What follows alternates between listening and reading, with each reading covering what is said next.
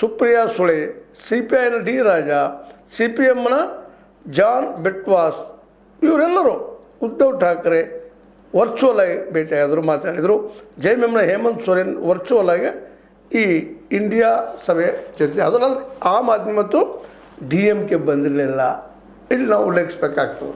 D M K Rahul Gandhi ಅವರು T V K ಜೊತೆ ಕೂಡಿದ್ದರಿಂದಾಗಿ ಅವರು ಹೊರಗೆ ಉಳಿದಿದ್ದಾರೆ. ಅದೇ ಕಾಲಕ್ಕೆ ಈ ನಮ್ಮ ಆಮ್ ಆದ್ಮಿ ಯಾಕಪ್ಪ ಅಂತಂದ್ರೆ ಕಾಂಗ್ರೆಸ್ ಅದನ್ನೆಲ್ಲ ಲಾಭ ಮಾಡ್ಕೊಳ್ತದೆ ಅನ್ನೋಂಥ ಆರೋಪ ಮಾಡ್ತಾ ಹೊರಗೆ ಉಳಿದವರು. ಇರಲಿ, ಆರೋಪ ಪ್ರತ್ಯಾರೋಪ ಈ ಪ್ರಶ್ನೆ ಅಲ್ಲ. ಆದ್ರೆ ಒಂದು ತಿಳ್ಕೊಬೇಕಾಗಿದೆ ಇಲ್ಲಿ ಗ್ಯಾರಂಟಿಯಾಗಿ, ಇವರೆಲ್ಲರೂ ಒಗ್ಗಟ್ಟಾಗಿ ಹೋರಾಡಿದರಲ್ಲ ಏನಾದರೂ ಮಾಡಲಿಕ್ಕೆ ಸಾಧ್ಯವಿಲ್ಲ. ಒಬ್ಬೊಬ್ಬರಾಗಿ ಉಳಿದ್ರೆ ಸಾಧ್ಯ ಇಲ್ಲ. ಈಗಾಗಲೇ ಈ ವಿರೋಧ ಪಕ್ಷಗಳು, ಅದು ಪ್ರಾದೇಶಿಕ ಪಕ್ಷಗಳೆಲ್ಲ ನಾಶ ಹಂತಕ್ಕೆ ಬಂದಿದ್ದನ್ನು ಇಲ್ಲಿ ಗಮನಿಸಬೇಕಾಗಿದೆ. ಅದರಲ್ಲೂ ಕೇಜ್ರಿವಾಲ್ ಅಂತ ನಾಯಕರು. ಯಾಕಂದ್ರೆ ಪಂಜಾಬ್ ಅವ್ರ ಕೈಯಿಂದ ಹೋಯ್ತು ಅಂತ ಗೊತ್ತಾಗ್ತದೆ ಅವ್ರಿಗೆ. ಯಾಕಂದ್ರೆ ಸುಲಭಿಲ್ಲ ಪಂಜಾಬ್ದಲ್ಲಿ ಗೆಲ್ಲುವು ಅನ್ನೋಸತಿ ಯಾಕಂದ್ರೆ ಮಾತುಗಳು ಹಿಡಿತಾ ಇದ್ದಾವೆ. ಅದೇನೂ ಇರಲಿ, ಈ ಸಂಘಟನೆ ಈ 23 ಪಕ್ಷಗಳ ಒಂದು ಹೋರಾಟ ಯಶಸ್ವಿ ಆದಿತ.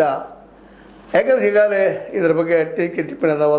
ಒಂದೇನಪ್ಪ, ಇಲ್ಲೇ ಕಾಮನ್ ಮಿನಿಮಮ್ ಪ್ರೋಗ್ರಾಮ್ ಮಾತಿಲ್ಲ, ಮತ್ತೇನಿಲ್ಲ. ಏನು ಒಂದು 5 ಪಾಯಿಂಟ್ಗಳನ್ನು ಮಾತಾಡಿದ್ದಾರೆ, 5 ವಿಷಯಗಳನ್ನು ಮಾತಾಡಿದ್ದಾರೆ. ಅವೆಲ್ಲಕ್ಕಿಂತ ಇಂಪಾರ್ಟೆಂಟ್ ಏನಪ್ಪ ಅಂತಂದ್ರೆ ಇವತ್ತು ಸಾಕಷ್ಟು ಮುದ್ದೆಗಳದಾವೆ. SIR ಮುದ್ದೆ ಅದ, ಮತ ಚೋರಿ ಅಂದ್ರದಕ್ಕೆ ಅದು ಯಾರೂ ಸಪೋರ್ಟ್ ಮಾಡಲಿಲ್ಲ. ಮಮತಾ ಬ್ಯಾನರ್ಜಿ ಸಪೋರ್ಟ್ ಮಾಡಲಿಲ್ಲ. ರಾಹುಲ್ ಗಾಂಧಿ ಅವರು ಇಲ್ಲ ಮತ ಚೋರಿ ಮಾಡ್ತಾ ಇದ್ದಾರಪ್ಪ ಅಂತ ಬಿಹಾರದಲ್ಲಿ ಹೇಳಿದರು, ಕೇಳಿಲ್ಲ. ವೆಸ್ಟ್ ಬೆಂಗಾಲ್ದಲ್ಲಿ ಹೇಳಿದರು, ಅದನ್ನು ಇಶ್ಯೂ ಮಾಡಿದರು. ರಾಷ್ಟ್ರ ಮಟ್ಟದಲ್ಲಿ ಇಶ್ಯೂ ಮಾಡಿದರು ಅವರು.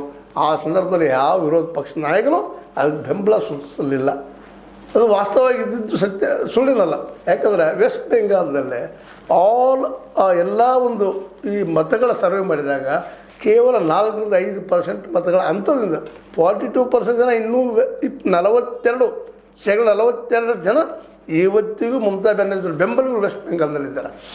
ಅದಕ್ಕಿಂತ 4% ಹೆಚ್ಚು ತೊಗೊಂಡಿದ್ದಾರೆ. 48-49% ತೊಗೊಂಡಂಥ BJPಗೆ ಹೆಚ್ಚು 32 ಲಕ್ಷ ಮತಗಳು ಬಂದಿದ್ದಾವೆ.